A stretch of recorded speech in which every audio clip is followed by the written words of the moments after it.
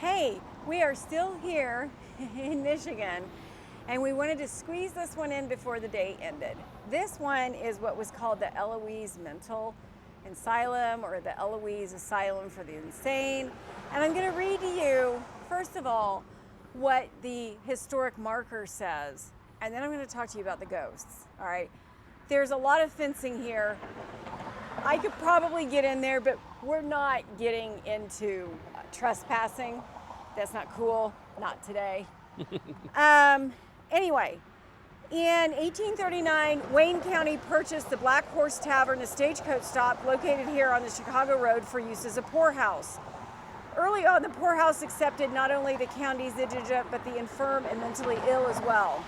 During the late 19th century, the number of residents grew and new buildings were constructed to meet the demand. In 1894, a post office opened on the grounds with the name Eloise, a name that became synonymous with what developed into a 902-acre, 75-building complex.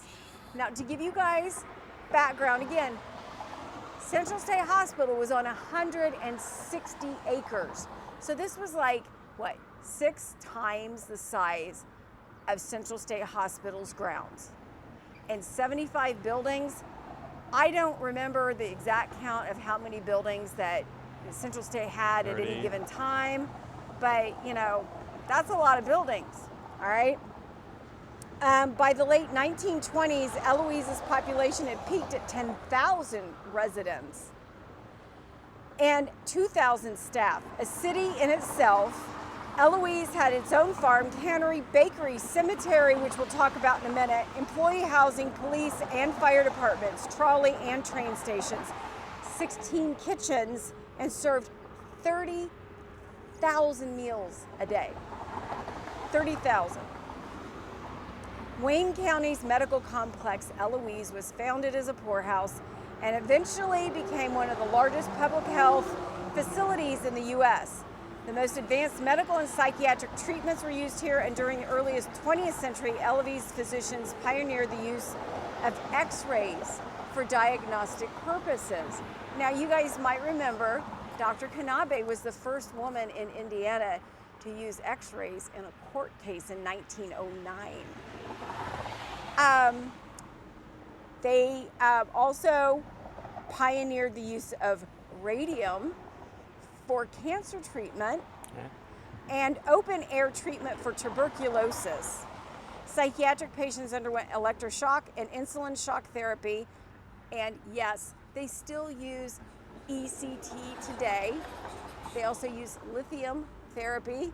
And for anybody who doesn't know what insulin shock therapy was, when insulin came out and it was no longer a death sentence to have diabetes, they would put people into a coma, giving them too much insulin and seeing if that would snap them out of whatever was bothering them. If you ever watched an old Dr. Kildare movie, they actually use that in there once. So anyway, they also used music, recreational, and television therapy. I use a lot of television therapy. Psychiatric care ended here in 1979, and the General Hospital closed in 1984.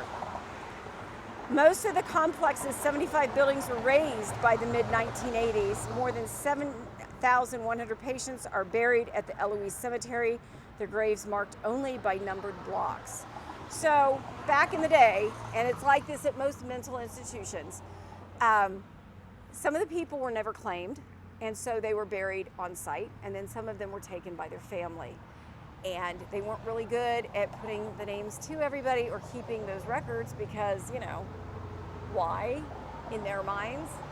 But at any rate, we did drive by the cemetery. We would have taken video, but it's on a road that the property is owned by the Wayne County, by Wayne County. And they do have in part of the property, probably not where the graves are, a community garden. But the other side, it's a little shameful actually, because you can't see the numbers. They're flat on the ground the way that they used to be in Central State Hospital. You can't see them because a lot of it's overgrown. And it's a shame. There's 7,000 people buried there. And here we are. Now, let's talk about ghosts. Let's not get maudlin over here. Let's talk about ghosts. So, part of this building is used as a haunted house. And escape room now, too. And escape room. There are also real haunts. Voices are heard coming from nowhere. Pictures show orbs, mist, and full shadow figures appearing. Growls, moans, and screams are heard by the playground that was built for the children and the employees. The firehouse, power plant, and old bakery are still there.